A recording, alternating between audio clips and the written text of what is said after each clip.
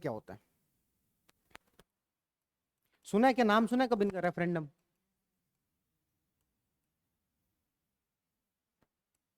सुना है क्या? क्या सुना है? थोड़ा थोड़ा बताएंगे, किस कॉन्टेक्स्ट में सुना है? सिक्किम का किया गया था, है ना? और इसके अलावा कोई? स्विट्जरलैंड में होता है, ठीक है। तो रेफरेंडम का मतलब ये होता है कि जनता से किसी निर्णय के बारे में पूछा जाता है, और जो भी जनता ने कहा है वो सरकार मानेगी। ये क्या रहता है? बाध्यकारी। एग्जाम्पल के तौर पर ब्रिटेन के अंदर, ब्रिटेन एक संगठन से जुड़ा हुआ था जिसका नाम था ईयू, यूरोपियन यूनियन। यूरोप के 28 देशों का एक ग्रुप था जिसको यूरोपियन यूनियन के नाम से जानते हैं।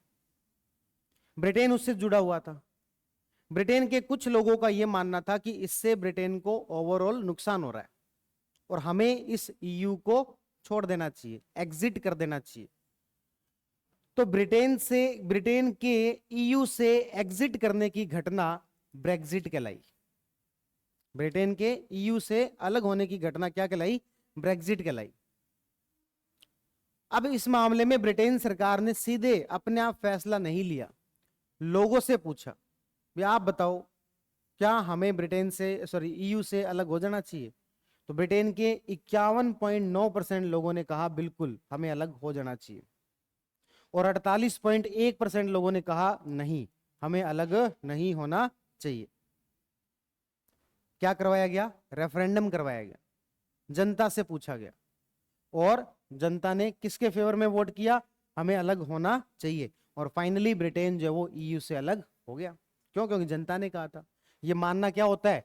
बाध्यकारी होता है। इसी तरीके के प्रोविजन बहुत सारे देशों में है। जैसे हमारे यहां पर एक बात बताओ, संविधान में कोई बदलाव हो सकता है क्या? कॉन्स्टिट्यूशनल अमेंडमेंट हो सकता है? कौन करती है? संसद। लेकिन ऑस्ट्रेलिया में कैसे होता है? ऑस्ट्रेलिया के अंदर पहले तो संसद करती है, वहां की पार्लियामेंट करती है। कोई भी कॉन्स्टिट्यूशनल अमेंडमेंट करना है, संसद के करने के बाद रेफरेंडम होता है, जनता से भी पूछा जाता है। ऑस्ट्रेलिया के अंदर कोई भी संविधान संशोधन करना है तो संसद के करने के बाद जनता से भी पूछा जाएगा, रेफरेंडम भी होता है। इस तरीके का नियम है। ऐसे यूएसए के अंदर भी बहुत सारे कानूनों के अंदर स्टेट लेजिस्लेचर के इस प्रकार के नियम हैं।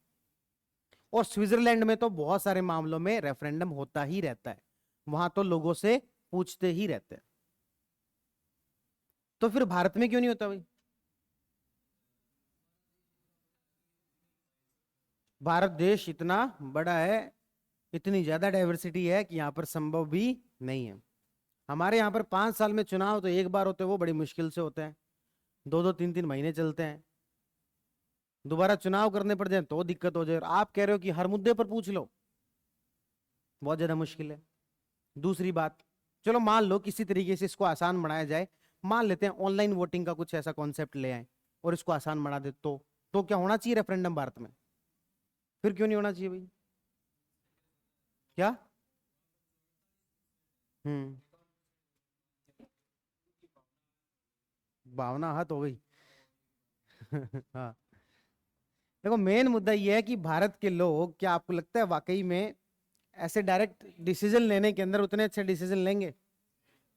भारत के लोगों को पूछ लिया जाए कि भाई क्या पाकिस्तान के साथ युद्ध होना चाहिए क्या, 99.9% लोग कहेंगे हाँ हो जाना चाहिए, एक बार तो होना ही चाहिए। हमने जीवन के अंदर कोरोना देख लिया, सब कुछ देख लिया, नोटबंदी देख ली, एक युद्ध और देख ले तो मजा आ जाए, जीवन तृप्त हो जाए एकदम।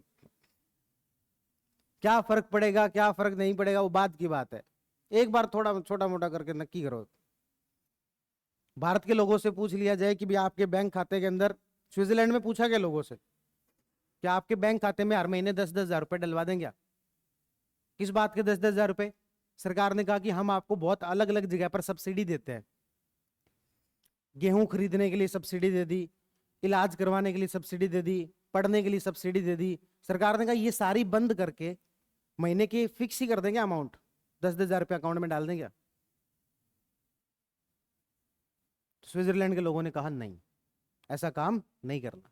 भारत के लोगों से पूछ लिया जाए तो भारत के लोग 10-10 हजार से क्या होगा, पहले तो वो 15 लाख का वादा किया था वो डल।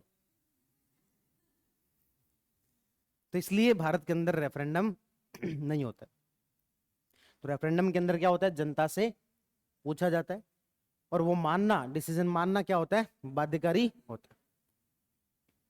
जैसे कि एग्जाम्पल के तौर पर अपन ने कुछ देशों के अंदर देखा, लेकिन भारत के अंदर ऐसी कोई व्यवस्था नहीं। फिर आता है कि जनमत संग्रह क्या होता है। अरे आज वो बारिश वारिश बढ़िया हो रखी है, कुछ समोसे वगैरह मंगवा लेंगे आज, है? तो यही मैं आपसे क्या करवा रहा था, जनमत संग्रह। क्या करवाया जा रहा था आपसे, जनमत संग्रह, जिसमें जनता से पूछा जाता है लेकिन निर्णय मानना बाध्यकारी नहीं होता है। निर्णय मानना बाध्यकारी नहीं होता। मैं तो आपका मत संग्रह कर रहा था कि आप लोगों का मानना क्या है। कल को कभी समोसे मंगवाने हो तो डिसीजन इस हिसाब से लिया जाए। अभी कोई मानना बाध्यकारी हमारे लिए नहीं है। इसको अपन किस नाम से जानते हैं, जनमत संग्रह, प्लेबिसाइट। ये जनमत संग्रह भारत में अलग से तो कोई कॉन्स्टिट्यूशनल या लीगल प्रोविजन नहीं है, पर बीच बीच में समय समय पर ऐसे होता रहता है।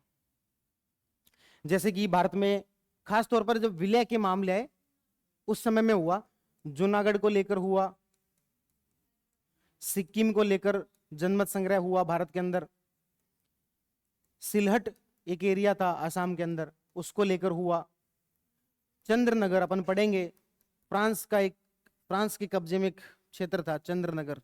फ्रांस को बड़ा कॉन्फिडेंस था कि हमने यहाँ पर बहुत अच्छा शासन चलाया है, हमने कहा कि अब ये क्षेत्र हमारे हवाले कर दो, ब्रिटेन चला गया, पुर्तगाली भी अब चले जाएंगे, आप भी अपना क्षेत्र छोड़ के चले जाओ।